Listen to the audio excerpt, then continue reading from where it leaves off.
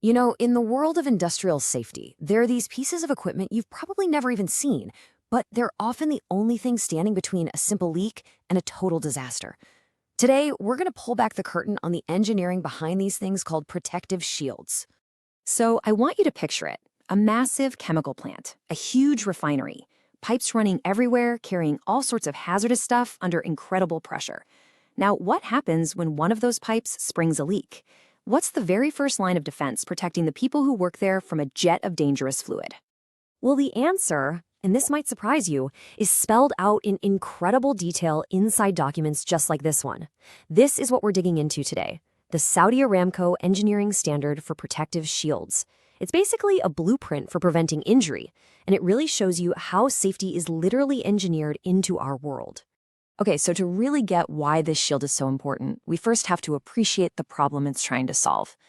In these huge industrial plants, the danger is this constant, almost invisible threat. I mean, think about it. You've got thousands of miles of pipes with who knows how many pumps, valves, and connections. And the fluids inside aren't just flowing, they're being pushed with massive force. With all that wear and tear, seals, and joints, they're going to leak. It's not a matter of if it's going to happen, it's just a matter of when. So, what is it that makes these leaks so incredibly dangerous? Well, the standard is super specific about the kinds of fluids that need this extra protection. It's not just any old liquid. It's about what that liquid can do to people. First up, we've got flammable liquids. The standard says this is any liquid with a flash point at or below 54 degrees Celsius, or 130 Fahrenheit. And we're talking about things you know, like gasoline and jet fuel, but also crude oil. A high-pressure spray of this stuff can basically create a vapor cloud that's just waiting for a spark. Next on the list are what they call high health hazard materials. Now, this isn't just some vague term. The standard ties it directly to the official NFPA hazard scale. If something has a rating of 3 or 4, that means it can cause serious, even permanent, injury on exposure.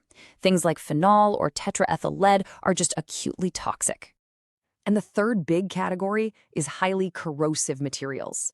This is about immediate, nasty, destructive damage to human tissue. We're talking about chemicals that can cause a major injury with just a tiny bit of exposure. You know, your strong acids and bases. And look at how specific these rules get. The standard doesn't just vaguely say acidic. Nope, it defines the exact pH range. For an acid, anything from 1 to 3 on the pH scale is considered a huge problem. And for a base, it's a pH between 12 and 14. It's that kind of scientific precision that makes safety engineering actually work. Okay, so we've got these really dangerous fluids moving in high pressure, and we know leaks are going to happen eventually. So what's the solution? Well, it's actually remarkably simple. Kind of elegant, really. It's the protective shield. Let's just look at the official definition, straight from the standard. It's a device meant to do 2 things. First, dissipate the velocity. In other words, it just robs the spray of all its power. And second, it diverts the flow, usually sending it safely downwards, away from any people. It's not about stopping the leak, it's about controlling it so nobody gets hurt. The whole process is really just pure physics. You get a leak erupting from a seal with incredible force. But instead of shooting across a room like a weapon, that jet of liquid slams into the shield. The shield's whole job is to absorb all that kinetic energy, turning a dangerous high-speed spray into a much safer low-pressure drip that just flows down to the ground. So here's the crucial part. You don't just stick these things everywhere. That would be a waste of time and money. The standard has a really clear, risk-based set of rules for exactly where these life-saving devices have to be installed. The rules are smart. They target the most common failure points.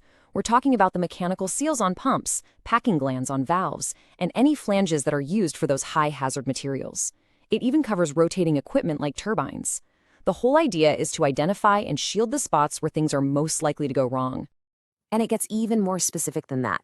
For pumps that are handling flammable liquids, there's a power threshold. A shield is required on any horizontal pump that's over 150 kilowatts. This little detail shows you the level of engineering that goes into these rules. It's not just about what the fluid is, but about how much energy the system is putting behind it. And this is where the logic really clicks into place. You require shields at the most likely leak points where people are working. But if you have an area where, just to walk in, you already have to be wearing a full chemical-resistant suit, what the standard calls full protective equipment, then you don't actually need a shield. Why? Because another layer of protection is already there. It makes perfect sense. And, of course, there are a few other common sense rules, too. For example, a shield has to be replaceable while the machine is still running, which prevents creating new risks during maintenance. And this is a big one, especially around flammable stuff, the shield itself can't be combustible and it can't create a spark.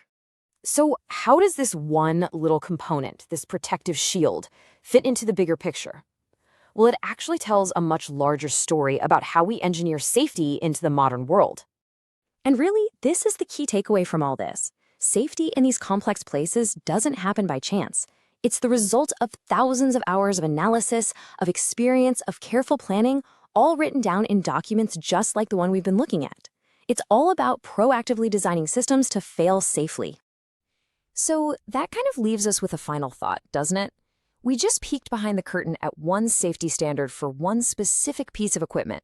It really makes you wonder, what other invisible rules, what other unseen shields, and what other meticulously engineered systems are out there, quietly keeping our world safe every single day? If you enjoyed this, hit that like button and subscribe to our channel, How to Do It. Search for us at How to Do 5 for even more interesting content.